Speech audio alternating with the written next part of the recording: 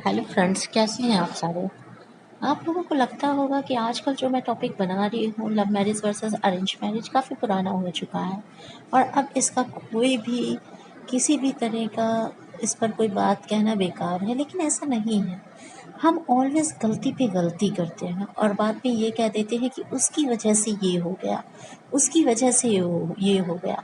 मैं तो बिल्कुल ठीक हूँ, मेरे सारे डिसीजन बिल्कुल ठीक हैं, बस जो गलती है वो सामने वाले की।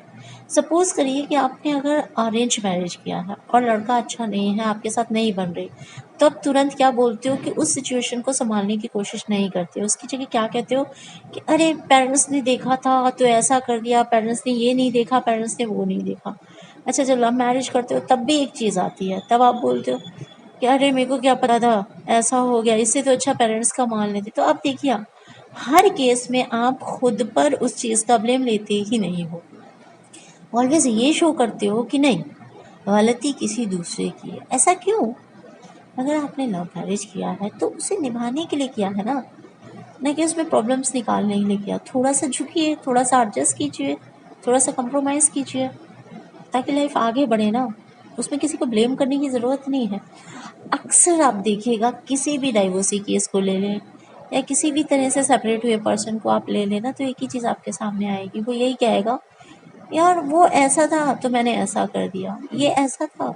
अरे सब कुछ उसने ही किया, तो आप क्या कर रहे थे? आप उस वक्त कहाँ थे जब सब कुछ ये हो रहा था? आप अपनी गलती नहीं देखते हो और अपनी प्रॉब्लम्स, अपनी ही प्रॉब्लम्स देखते हो और दूसरे को ब्लेम करना स्टार्ट कर देते हो सकता है बहुत सारी कमियां आप में भी हो, लेकिन आप उन कमियों को नज़रअंदाज करते हैं दूसरों के सामने, केवल ये शो करने के लिए कि आप डोमिनेंट हैं, आप सुपीरियर हैं। अरे अगर आप सुपीरियर ही होते, डोमिनेंट ही होते, तो गॉड में और आप में डिफरेंस क्या है? फिर तो आप सब कुछ कर सकते, सर्वशक्तिमान आप ही कहलाते। क्यों नहीं कहलाते? क्यों आप इंसान हैं? क्योंकि आप भगवान नहीं हो सकते, और जब भगवान नहीं हैं आप, तो गलतियां तो आप करेंगे ही। तो अगर गलतियाँ की हैं तो उसे स्वीकार कीजिए, एक्सेप्ट कीजिए, उसके लिए दूसरों पर ब्लेम मत कीजिए।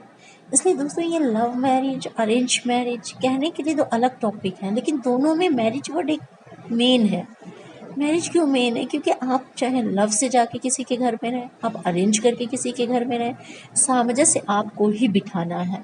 ना आपके पेरेंट्स को बिठाना है, ना आपके भाई बहनों को बिठाना है, ना किसी को।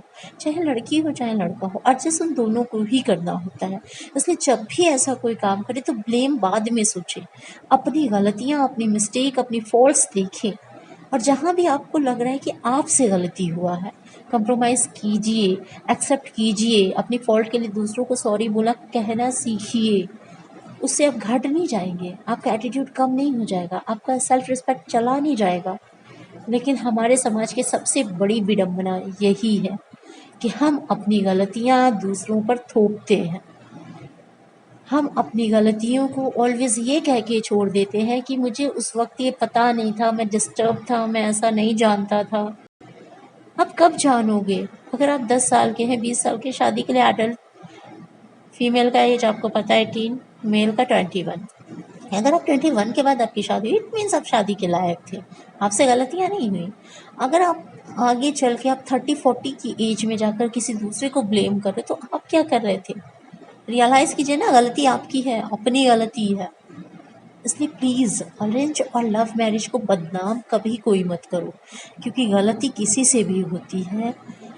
उस चीज़ को रियलाइज़ कीजिए, उस पर ये ब्लेम कभी किसी पर मत ठोकिए कि उसकी वजह से ये हुआ। जिस दिन आप वजह छोड़ देंगे ना, उस दिन कभी आपसे प्रॉब्लम क्रिएट आपकी लाइफ में नहीं होगी, क्योंकि आप उस चीज़ को एक्सेप्ट करना सीख जाओगे, आप उस चीज़ को समझना सीख जाओगे। लेकिन आज की डेट में आप सीखना ही नहीं चाहते, क्योंकि आपको लगता है आप सबसे सही हैं, आप जो कर रहे हैं वो बिल्कुल सही है। आप अपने नज़रिए से सही हो सकते हैं, सबके नज़रिए से सही नहीं हो सकते हैं। इसलिए इस चीज़ का बहुत ही अच्छे से ध्यान रखिए। ओके, कल मैं फिर कुछ नया टॉपिक लेके